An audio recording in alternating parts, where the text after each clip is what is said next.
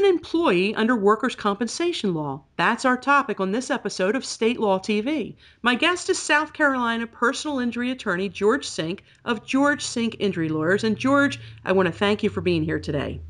Well, thank you, Cindy. Thank you for having me. My pleasure. Now, George, one of the main requirements for recovering under workers' compensation law is that the injured person be an employee. And this certainly seems like a cut and dry term, but sometimes there's a legitimate question as to who is an employee. George, who counts as an employee? Well, you're exactly right, Cindy. In most situations, an employee is exactly what you think it is. It's a person who regularly works for the employer.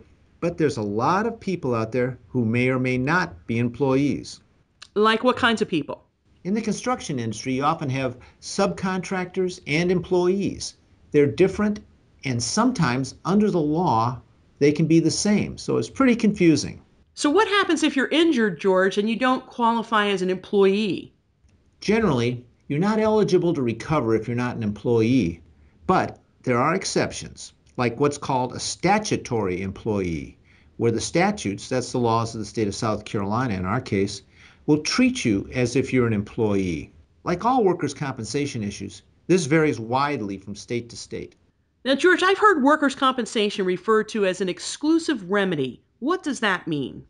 Cindy, that means that if you're an employee, your only remedy for on-the-job injuries is workers' compensation in South Carolina. If you're not an employee, under the law, you can sue whomever is responsible for your injury. If there's ever a question, call a lawyer to help you figure out where you stand. And George, if someone wants to call you, how can they reach you for more information?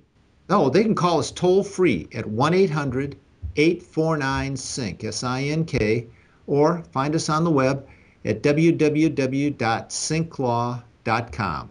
George, thank you so much. Thank you, Cindy. This is Cindy Speaker reporting for State Law TV.